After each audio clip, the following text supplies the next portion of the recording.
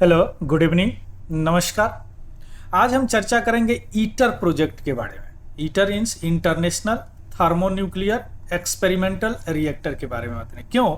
चूंकि हमारे prime minister अभी हाल ही में एआई समिट हुआ था फ्रांस में, वहाँ पे गए थे, तो वहीं पे उन्होंने इस ईटर प्रोजेक्ट को भी फ्रांस के राष्ट्रपति के साथ गए थे देखने। क्लियर? तो यहाँ पे होता है कि क्या है ईटर प्रोजेक्ट। चूंकि यह एक इंटरनेशनल साइंस प्रोजेक्ट है जिसमें भारत भी हिस्सा लिए हुए हैं, यानी भारत का भी योगदान है इसमें। क्लियर? तो क्या है ईटर प्रोजेक्ट, इस किस तरह काम करेगा, भारत इसमें कैसे कंट्रीब्यूट कर रहा है, क्यों प्राइम मिनिस्टर गए घूमने, इससे क्या फायदा होगा, सारी चीज अभी हम एक एक करके समझने का प्रयास करते हैं। चलिए शुरू करते हैं। 12 जनवरी यानी 12 जनवरी 2025 को एआई समिट के लिए प्राइम मिनिस्टर हमारे गए थे कहाँ? फ्रांस में एआई समिट के लिए। तो उसी समय उन्होंने फ्रांस में यह जो ईटर प्रोजेक्ट चल रहा साउथ फ्रांस में, वहां गए घूमने प्राइम मिनिस्टर या फ्रांस के राष्ट्रपति के साथ। और यह पहला विजिट है जो किसी हेड ऑफ स्टेट गवर्नमेंट का है। कहां पे? ईटर प्रोजेक्ट में।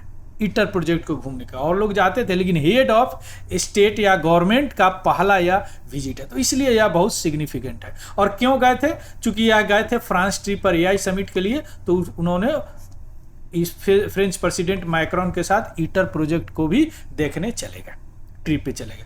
अब इसका आउटकम क्या हुआ? उन्होंने ईटर प्रोग्रेस को बड़ा अप्रिशिएट किया। चूंकि यह लार्जेस्ट टोकामक है, टोकामक एक मशीन होता है, टेक्नोलॉजी होता है, अभी हम देखेंगे। और इंडिया का जो रोल है ग्लोबल फ्यूजन रिसर्च में, संलयन रिसर्च में, उसको भी उन्होंने हाईलाइट किया, चूंकि यह एक सस्टेनेबल सतत ऊर्जा का कमिटमेंट पूरा करेगा। ये सारी चीज अभी एक एक करके समझने का प्रयास करते हैं। क्लियर? तो ये रहा पीएम मोदी यानी प्राइम मिनिस्टर मोदी का विजिट ईटर। अब यहां पे सबसे पहले यह समझना पड़ेगा कि एक्चुअली ईटर है क्या। ईटर है क्या? चलिए, ये रहा आपको ईटर प्रोजेक्ट जो वहां बन रहा है, जिसका विजिट करने गए थे। अब ईटर क्या होता है? ईटर का फुल फॉर्म हम बता चुके हैं। ईटर होता है I for international, T for thermonuclear, nuclear, E for experimental, R for reactor. Reactor तो समझते होंगे, रिएक्टर मीन्स एक फर्नेस होता है। और अगर न्यूक्लियर रिएक्टर की बात हो रही है तो क्या होता है? इसमें न्यूक्लियर रिएक्शन होगा। अब न्यूक्लियर रिएक्शन दो तरह के होते हैं। एक तरह का न्यूक्लियर होता है न्यूक्लियर फिजन बोलते हैं जिसको, और दूसरे तरह का रिएक्शन होता है न्यूक्लियर फ्यूजन बोलते हैं। अभी हम देखेंगे दोनों को। यह जो होता है, यह बेस्ट होता है न्यूक्लियर रिएक्टर जो अभी यूज कर रहे हैं, या इसको अनकंट्रोल कर दीजिए तो एटम बम हो जाता है, कंट्रोल कर दीजिए तो न्यूक्लियर रिएक्टर होता है, इलेक्ट्रिसिटी निकालेगा। अगर अनकंट्रोल्ड कर दीजिए तो यह क्या हो जाएगा? बम बन जाएगा। न्यूक्लियर फ्यूजन जो होता है, यह होता है हमारे जितने स्टार है इंक्लूडिंग सन, इसका एनर्जी का सोर्स होता है। यानी सन से अगर इतना एनर्जी होता है, चूंकि सन के कोर में क्या होता है? न्यूक्लियर फ्यूजन होता है। तो एक तरह का इसको, इस रिएक्टर को बोल सकते हैं आर्टिफिशियल सन। जैसे आपने सुना होगा चाइना, कोरिया, यूके जो आर्टिफिशियल सन एक्सपेरिमेंट कर रहा है, तो एक तरह का यह भी क्या है? आर्टिफिशियल सन एक्सपेरिमेंट बोल दीजिए इसको, है ना। आर्टिफिशियल सन एक्सपेरिमेंट है क्या? ईटर। क्या है? ईटर। दूसरी बात, क्या विश्व का सबसे बड़ा कोलैबोरेटिव फ्यूजन एनर्जी प्रोजेक्ट है। यानी बहुत सारे कंट्री मिल के इसमें काम कर रहे हैं, जिसमें इंडिया भी है, कुछ मेजर कंट्री भी है, जैसे 7 मेजर कंट्री है, टोटल 30 से भी ज़्यादा कंट्री इसमें पार्टिसिपेट कर रहे हैं। और यह फ्यूजन एनर्जी प्रोजेक्ट का सबसे बड़ा प्रोजेक्ट है, फ्यूजन एनर्जी का। और फ्यूजन एनर्जी से ही, फ्यूजन रिएक्शन से ही सन से और स्टार से इतनी भारी मात्रा में पावर यानी एनर्जी आता है। तो इसको एक तरह का सन का जो काम होता है वही मिमिक कर, उसी की तरह डुप्लीकेट यहाँ अर्थ पे बनाने की कोशिश हो रही है ना। या फ्यूजन जो लार्ज स्केल पर बनाने की कोशिश हो रही है। और आपको पता है फ्यूजन रिएक्शन में कार्बन फ्री है। इसमें तो न्यूक्लियर वेस्ट निकलते हैं, फ्यूजन में निकलते हैं, विखंडन में, लेकिन इसमें कोई न्यूक्लियर वेस्ट नहीं निकलता। लेकिन अभी तक इसको जिस तरह इसको कंट्रोल्ड किया जिसका, इसको कंट्रोल नहीं किया जा सका, क्योंकि इसको, इस रिएक्शन को कराने के लिए मिलियन टेम्परेचर की जरूरत होती है, मिलियन टेम्परेचर की। तो उसी को बनाने के लिए यह एक्सपेरिमेंट किया जा रहा है, वही सारी चीज करने के लिए। आ गया समझ में? तो यह हो गया ईटर है। यानी यह सेम प्रिंसिपल है जो कि सन और स्टार को पावर मिलता है, यानी इतना एनर्जी मिलता है जो सन से यहाँ आता है। और सन एनर्जी है one of the part of our ecosystem. अगर सन एनर्जी नहीं हो जाए तो लाइफ का सस्टेन करना मुश्किल हो सकता है। Clear? So this is the eater project. अब हम आते हैं, जब ईटर प्रोजेक्ट की बात हो गया तो ईटर प्रोजेक्ट में जैसे अब सन है तो सन के कोर में यह रिएक्शन होता है न्यूक्लियर फ्यूजन। तो यहाँ पे अर्थ पे यह न्यूक्लियर फ्यूजन कराने के लिए उस तरह का टेक्नोलॉजी हमको बनाना पड़ेगा ना, उस तरह का टेक्नोलॉजी बनाना पड़ेगा जिसके अंदर यह रिएक्शन हो सके। कौन सा? न्यूक्लियर फ्यूजन, जिसके अंदर यानी दो नाभिक जुड़ के एक नाभिक बन जाए। जैसे सन में क्या होता है, दो हाइड्रोजन जुड़ के और एक हीलियम बन जाते हैं और इतने एनर्जी निकलता है उससे, इस रिएक्शन से, that is called nuclear fusion reaction. तो वह टेक्नोलॉजी क्या है? जैसे देखिए यह है ईटर प्रोजेक्ट चल रहा है, वह टेक्नोलॉजी का नाम है टोकामक, यानी ये एक मशीन का नाम है टोकामक। यानी टोकामक में क्या होता है, एक मैग्नेटिक फील्ड होता है जो कंट्रोल करता है फ्यूजन रिएक्शन के। एक मैग्नेटिक फील्ड होता है यहाँ पे जो कंट्रोल करता है, क्योंकि फ्यूजन रिएक्शन के लिए प्लाज्मा स्टेट चाहिए। यानी अगर मिलियन डिग्री टेम्परेचर से भी मिलियंस डिग्री टेम्परेचर देने के लिए वह जो किसी भी पदार्थ का प्लाज्मा स्टेट हो जाता है, यानी वह आयन में भी खंडित हो जाता है, आयन बन जाता है।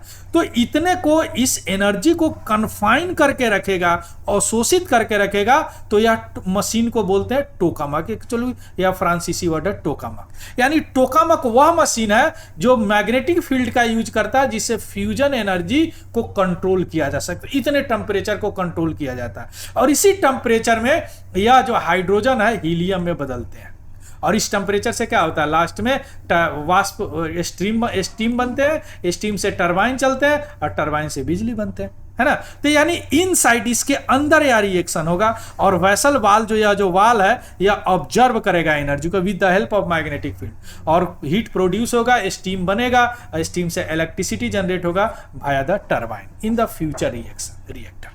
आगे समझिए, यह है ईटर प्रोजेक्ट, यह है ईटर प्रोजेक्ट। और ईटर प्रोजेक्ट किसमें होगा घटित? जो टेक्नोलॉजी है, जो मशीन है, दैट इज कॉल्ड टोकामक। ध्यान दीजिएगा, टोकामक। क्लियर? ये रहा टोकामक। अब यह क्या होता है, मैग्नेटिक फील्ड से ये अंदर इतनी टेम्परेचर होती है जिसको ऑब्जर्व करता है, और इस टेम्परेचर में वह जो हाइड्रोजन जो है वह हीलियम में तब्दील होता है, हीलियम में तब्दील होता है। क्लियर? ठीक है। अब हम आते हैं टाइमलाइन थोड़ा देख लेते हैं ईटर प्रोजेक्ट का। यह शुरू हुआ 1985 में और इसका विकास शुरू हो गया, यानी जब यह डेवलपमेंट शुरू हो गया 2005 से, यानी सभी लोग एग्री हो गए। कंस्ट्रक्शन शुरू हो गया 2010 से। यह 42 हेक्टेयर साइट का साउदर्न फ्रांस में कैडरेक जो देखें वहां पे यह बन रहा है, और जो यह स्टार्ट हो जाएगा लगभग 2039 में। यानी दो हाइड्रोजन होता है ना, दो आइसोटोप होता है, ड्यूटोरियम और ट्राइटियम, यह दोनों मिल के क्या होता है, हीलियम का निर्माण करते हैं, है ना, हीलियम का निर्माण करते हैं। क्लियर? आया समझ में? अब की माइलस्टोन क्या है, tokamak building handed over to assembly March 2020 में टोकामक बिल्डिंग दे दिया गया। टोकामक समझा ना, एक जो टेक्नोलॉजी है जिसके अंदर ये होता है इंस्टॉलेशन 1250 टन दो क्रायो स्टेट बेस तैयार भी हो गया 2020 में। क्रायो स्टेट चूंकि उसके उष्मा को अवशोषित करने के लिए, ठंडा रखने के लिए इस स्टेट की भी जरूरत होती है। आया बात समझ में? चलिए यार, आप थोड़ा सा न्यूक्लियर फ्यूजन देख लीजिए। फ्यूजन मीन्स होता है विखंडन। इसमें क्या करते हैं, एक बड़ा नाभिक को न्यूट्रॉन से बम्बार्डमेंट करके दो छोटे छोटे नाभिक बनाते हैं, क्रिप्टन और बेरियन, और उसमें क्या होता है, एनर्जी निकलता है, साथ में न्यूट्रॉन निकलता है। अब कुछ जो एक्सेस न्यूट्रॉन है, अगर रिएक्टर में यह बात होती है तो हम उसको क्या कर देते हैं, ऑब्जर्व कर लेते हैं, तो क्या होता है, कंट्रोल्ड रिएक्शन। यहीं अगर एटम बम बनाना हो तो इसको छोड़ देते हैं, तो 3 फिर 3 को करेगा, फिर 3 को करेगा, 27 81, इस तरह यह चेन रिएक्शन में बदल जाता है, और एटम बम में यही इसी की जरूरत होती है।